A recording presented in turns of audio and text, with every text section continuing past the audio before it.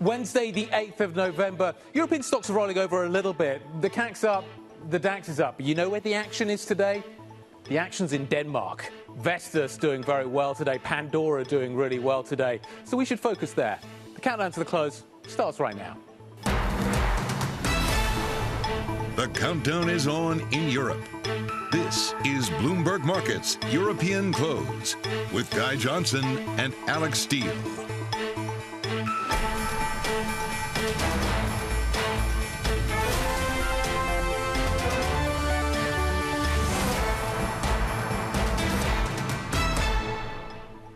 All the fours. That's what the Stoxx 600 is doing today.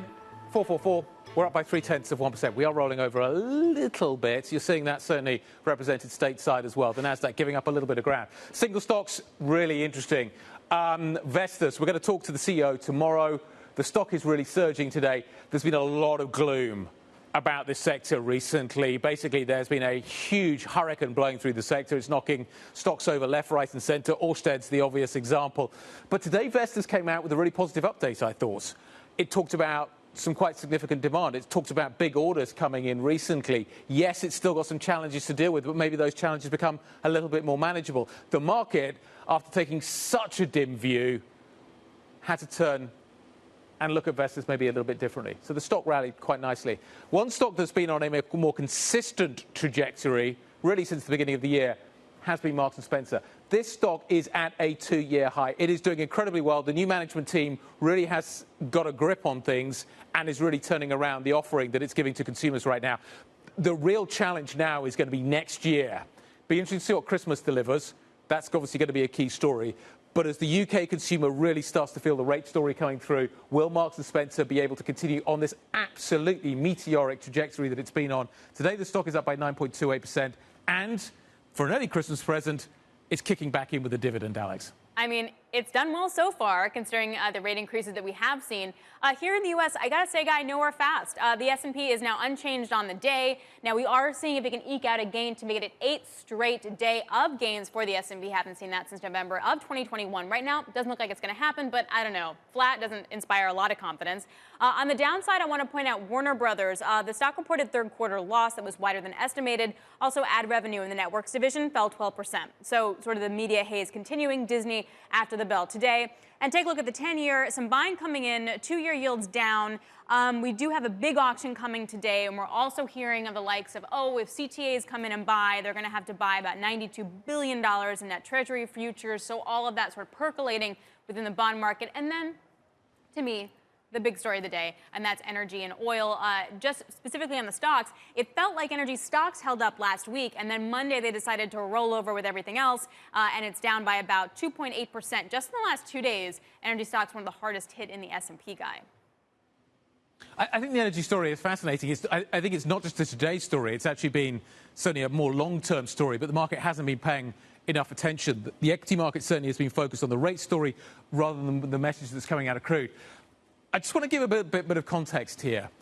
Geopolitics is really interesting. You would have thought that geopolitics would generate a much stronger oil price.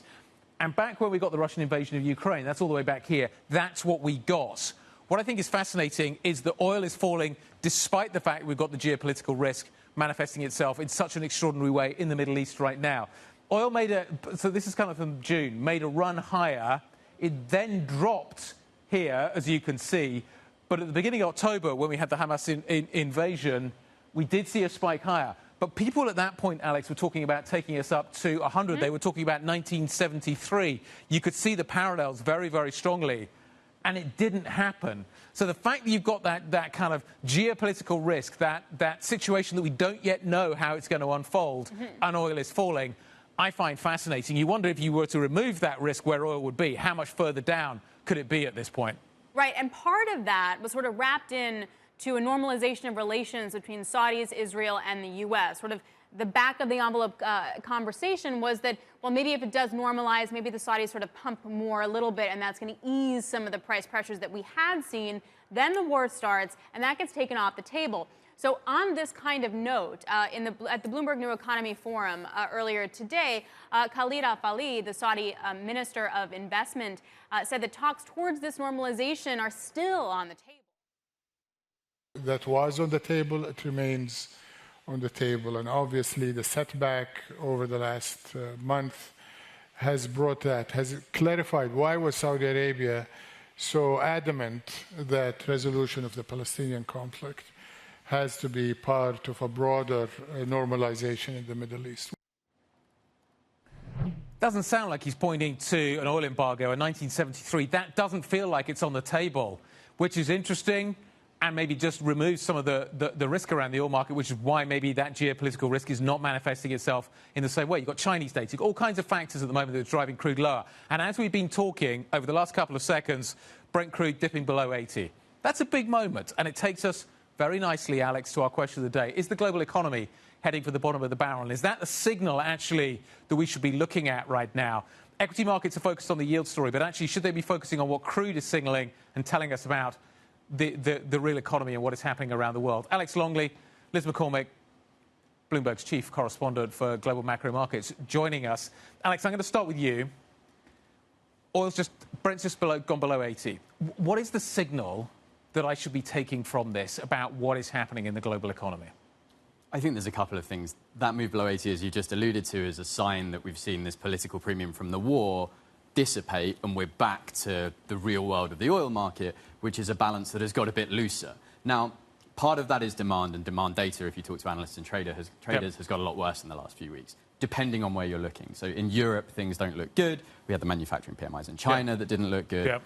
That suggests that parts of the market are seeing a slowdown. Now, on the flip side, if you look at what we're seeing as crude prices are coming down, we're also seeing gasoline margins go up in the US. So that tells you that actually the US driver and the US consumer on that side probably isn't as faring as badly as you would think, given the decline in prices that we're seeing. For the record, it's a different Alex that talked about crack spreads, but the idea is that the product market, no, that is the one that's actually tight, just to point out. So, Liz, for the broader question then, I mean, typically we see this kind of move in oil, everyone's freaking out that there's something wrong in the global economy. I don't feel like the market's getting that signal right now. Why? What do you think? Yeah, and I would agree with Guy that some of that political risk has come out, you know, when we thought, and not that it can't happen still, but there could be a broader crisis in the region, in the Middle East. So that's come out. I do think there might be a limit to how low oil can go, given, you know, there might be some supply that, you know, maneuvers that come in. But I think broadly, the economy is holding up. Like the IMF in October said global growth would be like 2.9%, which was lower than the two-decade average is 3.8, but wasn't like a full-on global downturn, of course. So I think, and a lot depends on how the U.S. goes, right? We do see some cracks in labor, but I think so far now there is some hope that, you know, there won't be this global downturn as much as people had thought. But yeah, oil is something definitely to watch. In terms of, okay, that's really interesting, Liz. What you're talking about there is two different markets, two different worlds. The rest of the world feels like it's slowing down quite rapidly right now. The Chinese data, the trade data today did not feel good. Broadly, the Chinese data doesn't feel good. Europe feels like it's really in the mire at the moment and feels like, judging by what we've been hearing from the ECB, that it's heading for stagflation. The US feels like a very different place. And I'm wondering whether US markets, therefore, are seeing the same signal from crude as the rest of the world is. Yeah, and I think, not to be too like a U.S.-centric person, but there's a lot of people who think like, you know, as the U.S. goes, it doesn't mean every other region will be the same, but it can carry some of the weight. I do think the U.S. may be headed to a recession next year. That's kind of the general consensus. Bloomberg Economics says that. The Fed took out their recession forecast. They're still saying soft landing. We have to see. You know, so far, it looks like maybe they're done tightening. There's still more risk. But I think that's kind of buttressing things, that the U.S. economy, although the labor market is easing just what the Fed wants to kind of, you know, slow things down, you haven't seen it roll over, right? But we have factors like this big debt overhang, issues in Washington, you know, we might have another government shutdown, the interest costs just exploding, all these things that are, you know, I don't think the fiscal side can come to the rescue next year if we have a crisis. Right. So there are a lot of risks, but so far the economy in the U.S. is holding up better than many thought. What is interesting is the volatility of it, right? So we had yesterday, Fed Waller was talking about how there was an earthquake in the bond market when you see the 10-year move 100 basis points, right? And then you take a look at the oil market, that kind of volatility where a couple weeks ago it was $100 oil and now we're under 80 for Brent is also quite severe. Alex, what is the longer term, what is the implication of that kind of volatility, whether you're OPEC, whether you're a producer, whether you're a refinery, because this is going to play into the global growth story? Certainly, and talking to traders this morning about, where do we go from here? We're near 80. Is the next $5 move lower or higher? I think one of the things that people are really concerned about here is this becomes a momentum-based move. Do you see CTAs get involved? And you very quickly move from 80 to 70, perhaps not on a fundamental basis, but on a sheer market volatility basis. And that becomes hard for both OPEC, central bankers, and oil traders themselves to get a read on exactly where this market's at. I think talking to most people at the moment, they think things are looking loose at the end of this year. Balances don't look great at the start of next year. But we're not at the start of an oil crash. This is just a weaker spot in the market, particularly as we have refinery turnarounds. But clearly everyone from OPEC to central bankers to bond traders are going to be looking at this oil slump to figure out exactly what it's telling us about the global economy. Well, yeah, and also if you're an oil producer, this is the kind of volatility that doesn't help you make investment decisions, regardless of where your price deck is. All right, guys, thanks a lot. Really appreciate it. Bloomberg Oil Markets reporter Alex Longley and Liz McCormick, chief correspondent for Bloomberg News. Actually, I think you're chief macro strategist. We're going to get the title right. All right, coming up, more on our question of the day. Is the global economy heading to the bottom of the barrel? Matthew Rowe is Nomura Private Capital head of cross-asset strategies. He joins us next. This is Bloomberg.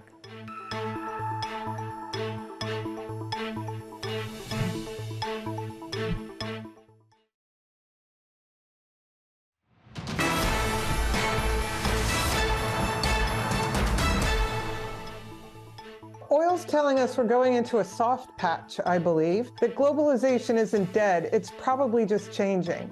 And we should and could look at semiconductors as one of those points of pain. Perhaps having concentration in one area of the world is a bad idea. Maybe moving them around the world and de-risking that supply chain is what needs to happen. And I think we're in the beginning innings of that.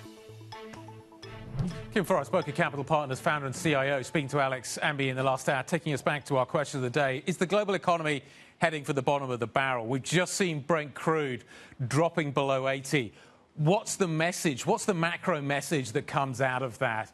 A few weeks ago, we were certainly talking about $100 a barrel as being real. Now we're sub 80. Matthew Rowe, Nomura Private Capital head of cross-asset strategies, joins us now. Matthew, what do you think? Brent's just gone below 80. That doesn't sound like a good thing if you are positive on the global economy. Yeah, I don't think it's a good thing if you're positive on the global economy. And I think also I would be remiss if I didn't mention the geopolitical situation and that impact on the oil markets in general. So I think part of this is, as you're seeing implied volatility in the equity market through the VIX, coming down very quickly and very aggressively, the risk premia that's built up in crude markets related to the potential acceleration of a geopolitical situation, without getting specific, in the Middle East is, I think there's a little bit of an exhale there too. So it's two things. I think it's a signal that things are slowing down, but it's also a little bit of taking the risk premia out. So is this actually, Matthew, being taken in essence as a good thing, right? So one of the biggest things we keep hearing about is cost inputs, right? I mean, you just heard Continental, for example, a huge amount of inflationary pressures. Lower oil, 100 is no longer a risk. Oil keeps coming lower. Okay, those inputs get relieved a little bit. The chemical sector is getting hit very hard, particularly in Europe. Is this going to help the inflation expectation narrative and the central bank narrative, or are we separated from that at this point? I think it incrementally helps. I think the bigger story from my perspective is the just general cost of capital, right? Like, talk about the business models. One of the big things that is the reality of the rising interest rate environment that we're in, with a little bit of a recent reprieve, is that the cost of capital for all companies is considerably higher than it was not very long ago, and not all business models can tolerate that. So I think it's a combination of things. Certainly, the airlines are going to benefit from lower costs. Many parts of the world will benefit from crude oil being down, but broadly speaking, from an economy standpoint, it's not a great sign. But I think a couple of different ways to look at it. Matt, why at the moment the equity market feels like it's focusing on lower rates because you get a lower discount rate and that's positive for stocks? Why is the equity market not focusing on crude and the signals that's coming off it? I think it tends to react more slowly because it is multifaceted, and you'll probably see this more. I haven't looked at it this morning, but you'll probably see it more in factor-based investing, right? Like the parts of the equity market that have beneficial exposure and detrimental exposure to falling crude prices, will show that. But there's a second order effect too. Like if this is actually a signal that the economy is stalling or we're heading towards a form of a recession, then things like consumer things that are more driven off of economic expansion should be getting hit, while the airline actually see a near-term benefit. So I look forward to the next piece that's going to come out and be like, hey, CTAs, quants, they're going to have to sell oil now. Like then it just catches momentum, sort of what we saw in the bond market over the last 2 weeks. Which, Matthew, kind of brings us to the broader question. As narratives seem to change very quickly, and then you have some volatility and whippy action in certain asset classes. We've been talking about investors being goldfish. It's like 10 seconds, and then the narrative changes. What do you do in that environment, particularly as you overlay the risks to global growth, as you were just talking about?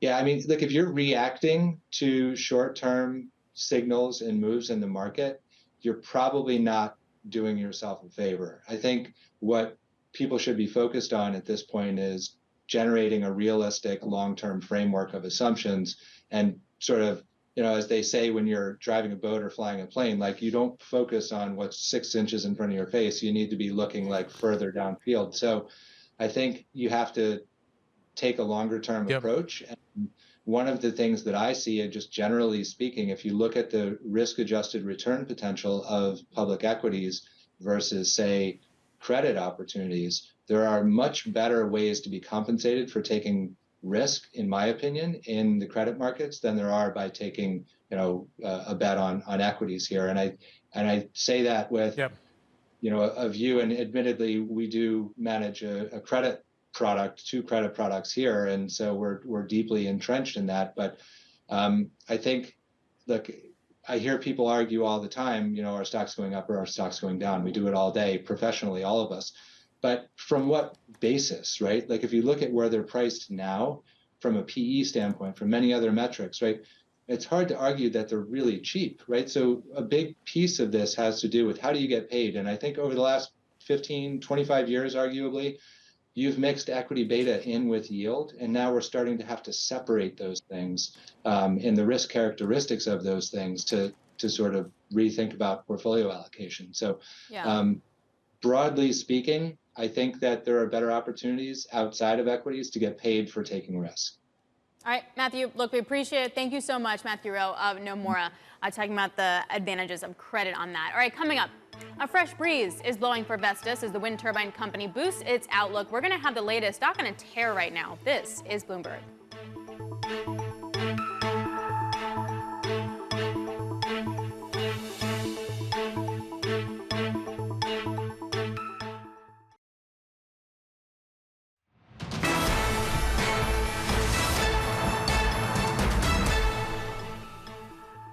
So one of the stories that's really caught me by surprise today is Vestas. The shares are significantly higher. The world's biggest turbine maker boosting its outlook. Is it a sign that maybe parts of the embattled wind industry may finally be emerging from the crisis that we've seen engulfing so many over the last few weeks? Look at Ørsted. Look at what's happening there. Rachel Morrison, who leads Bloomberg's gas, power and renewables team here in Europe, joins me on set.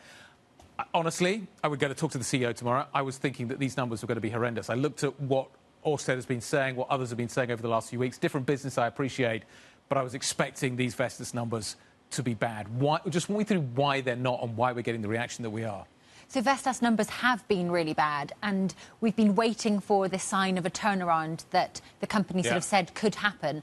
And whilst this isn't, a huge boost, it's saying, look, we're not going to lose money, we think, this year. We're going to be, we're going to break even. That's quite a big moment. We're going to break even, and possibly be positive is what the CEO said. So the market's taken that upgrade very positively because there's been a big flood of orders of turbines. They've mainly come from a big Baltic project, offshore and then onshore in Germany. So those orders have helped boost the outlook. They're finally coming in.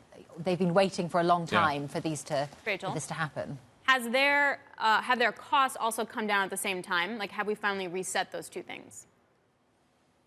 Yes. So a lot of the costs for turbine manufacturers came, the sort of peak was during the pandemic, and those supply chains have eased. The cost of steel has fallen, so they're not making a loss on some of those contracts in the way that their backlog of orders was loss-making. So that's kind of working itself out, and these new projects that come to them, these new orders, they can make more money on, and that's kind of contributing to these higher revenues that they're expecting. But it could have been so much better. The big wind developments that were taking place off the East Coast in the United States, not happening. The UK is another example of that as well, not happening. Presumably, if those orders had come through, if those projects had proceeded, these numbers would be significantly better. Exactly, and that's why companies don't like to give projections too far into the future, because I think if you did look at what the expectations were for those markets, you would have expected US offshore wind to be big and growing, and Vestas has also lost Ukraine as a big market. So they have lost what they, could have been big growth markets for them, and they've got small shoots in smaller markets in Europe, so they don't offset one another. But it is positive compared to losing money for the entire year. So, Rachel, is this the big reset? Because when I talk to people in the industry, they're like, we need everything to reset lower. Like, the contract prices need to come in, the commodity prices need to come down, everything needs to reset, and then we can start building again an offshore wind industry and work on the onshore wind industry. Is this the reset, or is there more to come? I would say it's difficult to call it a reset because the pricing hasn't really changed. The turbine prices have stayed the same. What we're seeing is companies willing to pay those higher prices. So I think it's difficult to call this as the reset. And I agree, we're still kind of waiting for that moment where we can say, OK, this makes sense economically again. Rachel, great stuff. We're going to be talking to the CEO tomorrow, so we're going to fold some of this in to that conversation we've been having today. Rachel Morrison. So as I say, Henrik Andersen's going to be here. He'll be on set. He'll join us as ever. We're really looking forward to that conversation. 12:20, I think, Eastern time is when he's going to be here. So we'll look forward to that. Denmark actually has been where all the action has been today. Denmark definitely delivering. So 3 really big stocks have had a great day. Genmab is up the most in 3 years. This, as the biotech company, delivered a big beat. Vestas, we've just been hearing about, showing signs that the storm maybe that's been hitting the turbine sector might be starting to abate. We're going to be talking to the CEO tomorrow, as I say, Henrik Andersen joining us. But then you've got Pandora as well. This company surging after boosting forecasts, telling investors that unlike apparently the rest of the jewellery market, it is going to continue to grow strongly. So Denmark, as I say, where the action is. The only other stock I would mention, Marks & Spencer, also continuing with its huge run. Stock hitting a 2-year high today. The CEO, Stuart Machin, restarting the dividend. The market absolutely loved that. It's had a great run. Look at that run. The close is next. This is Bloomberg.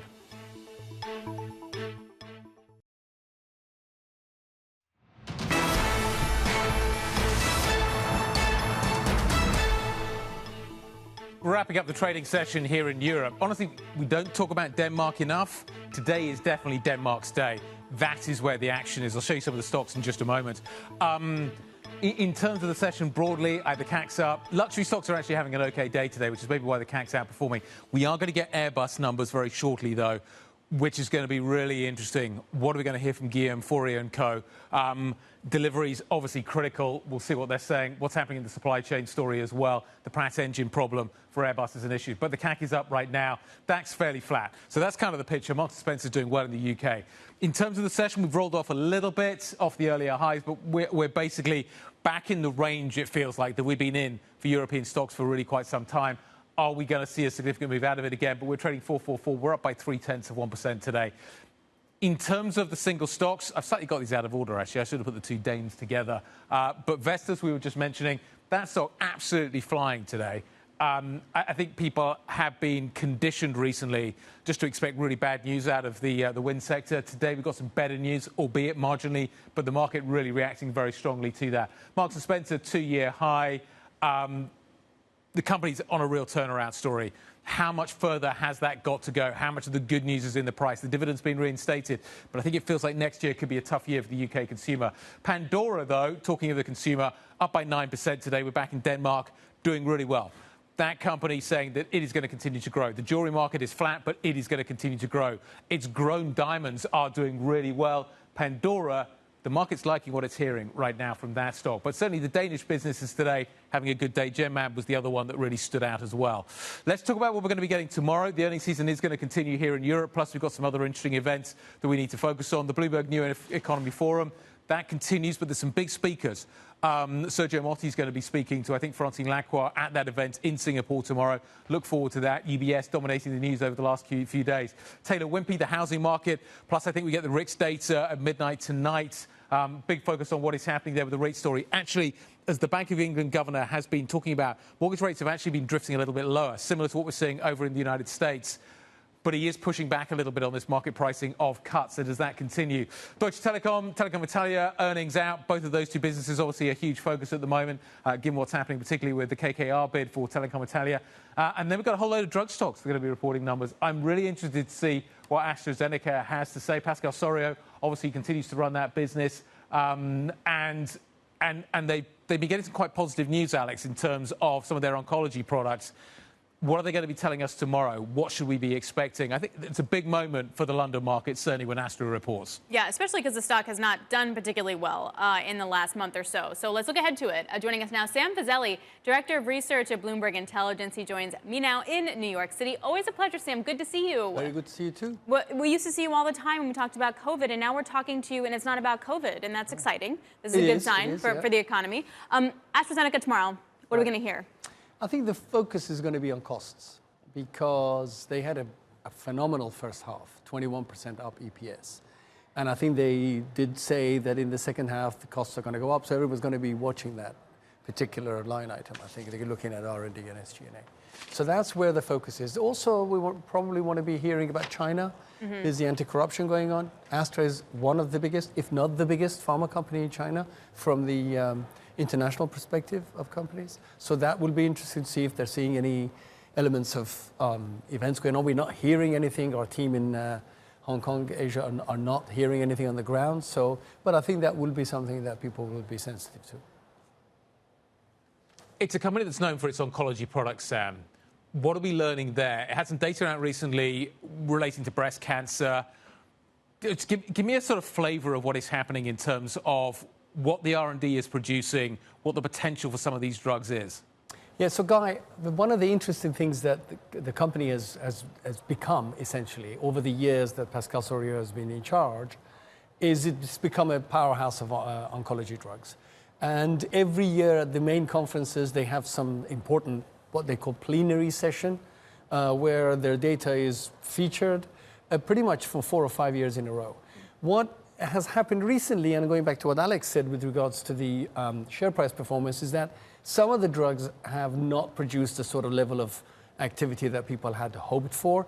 The company does have one drug called Tagrisso for lung cancer, a specific type of lung cancer, that eventually over the next 5, 6, 7 years will be facing a generic competition, perhaps 2030, 2031. I don't remember the exact date, but that's around the end of the decade, start of the next one. What you need is that we need to have assets behind it. And that's where I think some investors had hoped that this data that reported at the medical conference in Madrid would be better than what we ended up seeing. But still, there's a lot of hope for that product. Is it also because they don't have an obesity drug? Yeah, I'm pretty sure if they looked at their cupboards, they'll find something. They'll find something. But, I mean, they don't have something really sexy like Wegovy or Ozempic. Well, and is that an issue? To a degree. But ex-Lilly and Novo, they are the best growth company out there based on consensus.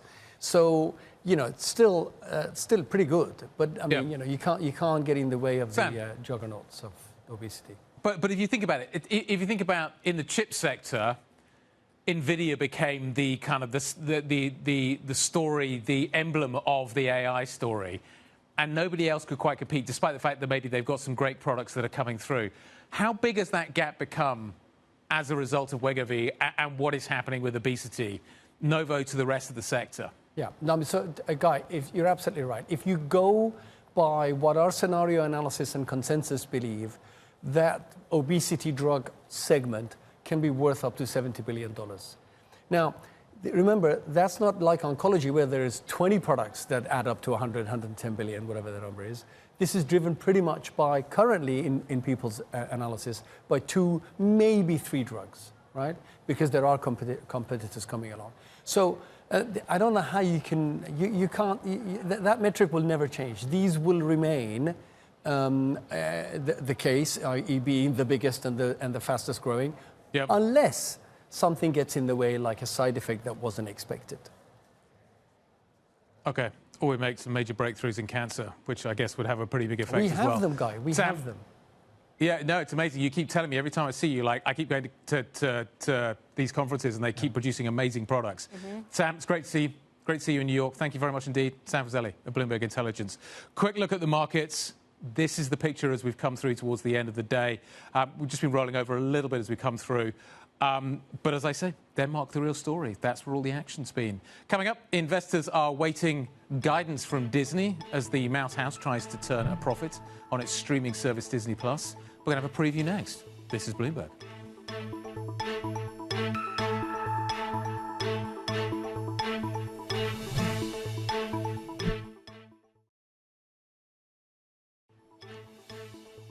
This is Bloomberg Markets. You're looking live at the principal room. Coming up, Bloomberg Crypto has a special show on fintech. It begins at 1 p.m. New York time.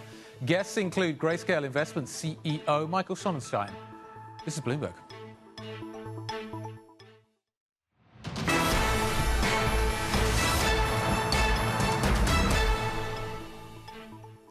So we're waiting for the mouse. Disney expected to report subscriber growth for its flagship streaming service, Disney+, as investors await details on that business's path to profitability. For more now, we're joined by Geetha Ranganathan, media analyst at Bloomberg Intelligence. Geetha, I feel that we really only focus on Disney Plus and subscribers and what the numbers look like. Is that what we're going to be doing again with this set of figures from Disney? Are there other areas we're going to be looking at, or is that continuing to be where we should focus? So streaming subscribers is not such a big deal anymore for the media landscape. Subscriber growth has kind of hit a wall across the whole sector. But really what we're looking for is streaming profitability, or a path to lower streaming losses, at least.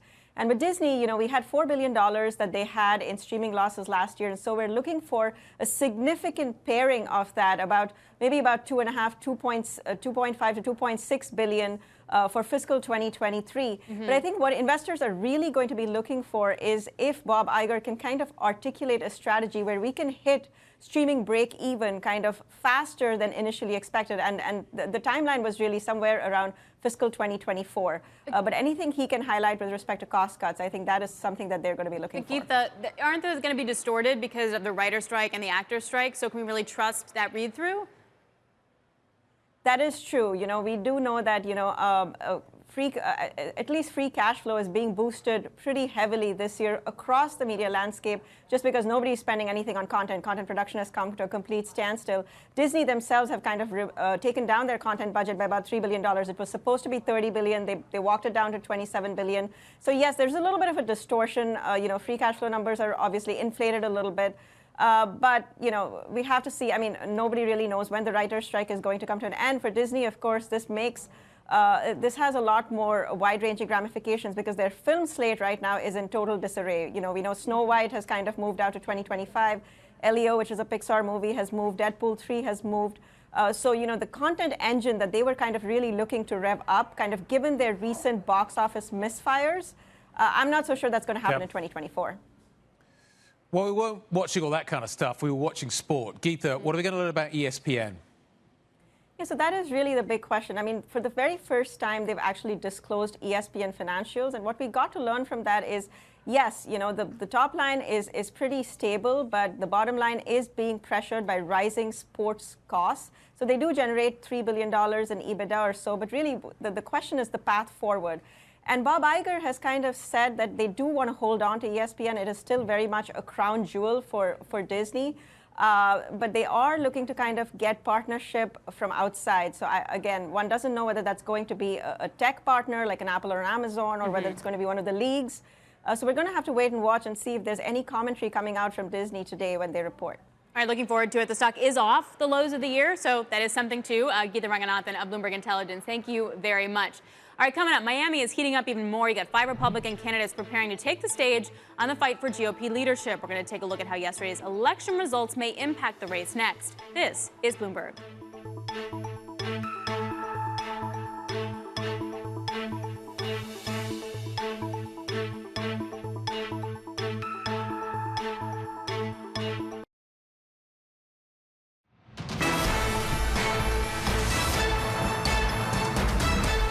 Stock's pretty much going nowhere, but it does look like the NASDAQ 100 and the S&P won't notch that next day of gains that we've been expecting. Natalia Knežević is tracking those moves. Natalia?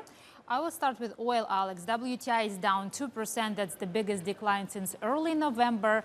We see lots of indicators suggesting that demand will be weaker than some people had expected. So stocks, as you mentioned, are lower. The biggest decliner is NASDAQ 100. It's interesting that even lower yields are not helping stocks. We see some volatility in the bond market. 10-year yields is now at 4.5%. We expect an auction today for 10-year treasuries. This is supposed to be the biggest auction so far this year. The U.S. will sell $40 billion, and this is $5 billion above what we saw in October. And tomorrow we will get an auction for 30-year treasuries. So now let's talk about corporate earnings. We have lots of results today, and I will start with Occidental. Stock is up by 2.5%. It's interesting that adjusted EPS, total production, and operating costs were higher than expected. The company also announced that BlackRock will invest $550 million in its carbon capture project, which is supposed to be the largest in the world. But investors did not like guidance for midstream businesses and chemicals, which is also important for the company. And now we see some declines. So Warner Brothers, this is also interesting because the company highlighted some headwinds coming from Hollywood strikes. Revenue was below expectations, and at the same time, adjusted EBITDA is now at $3 billion. And of course, Barbie was one of the biggest contributors. This is the best highlight for the company so far this year. And finally, Rivian. It's interesting because results were strong. The company boosted production. It also announced the end of its agreement with Amazon to sell EV vans. At the same time, I spoke with a couple analysts, and they said implied guidance for the fourth quarter. That was the biggest disappointment. Probably this can justify the move lower in stock. And finally, Lucid. This is the kind of opposite story. This company announced that it will cut production, but analysts again are saying this can help potentially margins in the future. Natalia, great stuff. Thank you very much indeed. Airbus's ADR has just dropped as the numbers have hit the screen on the Bloomberg terminal right now. I'm just kind of working my way through what exactly we're seeing here. So let me just walk you through why we could be seeing this drop. So 9-month adjusted free cash flow comes in light at 1.04 billion, the estimate 1.46. If you then look at what happens with the revenue and the EBIT lines, so revenue has come in pretty much as expected at 14.9, but it's the operating number, the EBIT line, that's come through at 1.01 billion. The estimate there was 1.17, so that looks light.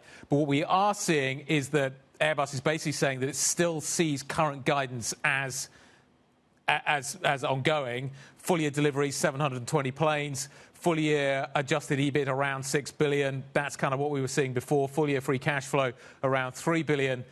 That's a bit light. It was expected at 3.37. So a little bit of lightness maybe coming into the Airbus numbers. It's going to be, I've got lots of questions now for the CEO, Guillaume Faury. I'm going to be talking to him in an hour or so's time. So we'll find out exactly what is happening here with Guillaume. They are facing some production issues. Are those now manifesting themselves in the numbers, Alex? The Dubai Air Show is coming up very shortly over the weekend as well, and I think we're expecting some quite significant orders. I'm off to find out. Yep. So we'll see what happens there. Very much looking forward to that. That's definitely your Super Bowl and sort of what is priced into to some of these names. Okay, so moving to another story here. You're looking at 5 Republican candidates facing off in a Miami debate tonight. You got frontrunner Donald Trump will again be absent from that event. Bloomberg's politics reporter Laura Davison joins us now with details. Laura, connect the dots from what we learned last night in some local elections to what we're going to hear on the debate stage tonight. Well, the tenor among Democrats has really changed in the past 12 hours since these results came out. Democrats went into last night thinking that they might take a shellacking on some of these issues, a lot of abortion-related issues on the ballot. In Virginia, the state legislature, they thought it was possible that Republicans could sweep that in a state that Biden won. That didn't turn out, and Democrats actually won a bunch of races that they weren't expected to or did better than expected, leaving Republicans now kind of looking like, okay, what are our chances going into 2024? These off-cycle elections are always viewed as, okay, where does public sentiment, where are voters, what are they thinking about? You'll probably start to see Republicans, think twice and kind of think differently about how they talk about abortion, which was one of the key issues last night. Laura, can we also take away that we're not going to see a Youngkin candidacy this time around? Is it going to wait for another 4 years? Yeah, that is, Youngkin getting in the race would have been unusual, but it's possible that he could have gotten in 2024, though it would have been very late and would have had some technical challenges, getting on the ballot and things like that. Still 2028, all his advisors say that this is something he's still looking at doing. But this would have been a really great way for him to tee up that candidacy. He would have had control of the Virginia government, been able to pass all these conservative priorities. As it is, he has 2 Democratic chambers under him, and he won't be able to do any of that. So, Laura, if the takeaway from last night was putting reproductive rights sort of back on the table, who of the 5 tonight already has a stance that will speak to that narrative? So Nikki Haley, who has, been surging in the polls recently, largely on her foreign policy experience, but she has also been the most nuanced in her position on abortion, saying, look, that we probably can't do anything at a federal level. We should leave it to the states and let the states decide.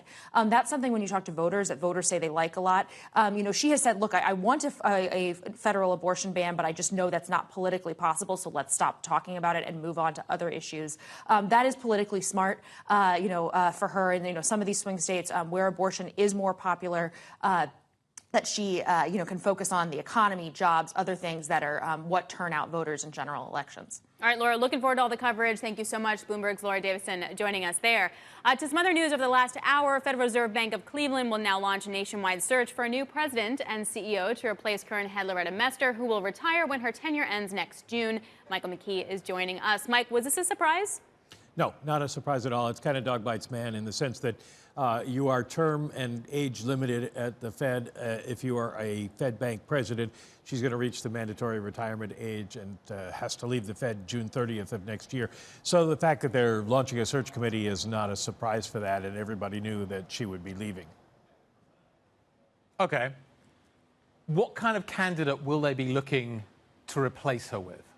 Well, that's an interesting question because the Cleveland Fed was a monetarist hangout for quite a while, and it's given that up. But Loretta Mester was pretty much maybe the hawk on the Fed over the course of her term from 2014 on. So will they be looking for another person with hawkish tendencies? Or are they going to be looking for somebody in another direction altogether because the situations have changed? It could reshape. How does that interview go, Mike? How does that interview? What kind of animal are you? Is that how it goes? Exactly. Yeah. What kind of animal? What is your spirit animal? Is it a hawk or a dove? Or are you goldfish? Are you a squirrel? I don't know if there's any residency requirements, Guy, but the Cleveland Fed does have on its website now a section that says that if you want to apply, you can. There you go, Mike. You can apply for the job. Just get in touch with Spencer Stewart, the search firm. They're going to have a lot of resumes on hand, and they need to because you can see here, leaving the Fed next, Mester, Harker the year after that, Kugler, although she could be reappointed. And look at 2028. That's going to be a busy year. We lose Barkin, Williams, Daley, and Jay Powell's term is up. But going back to sort of who's on the short list, what did we know from the other appointees that we've had in the last year and a half, 2 years? Like, who is on the short list for this stuff?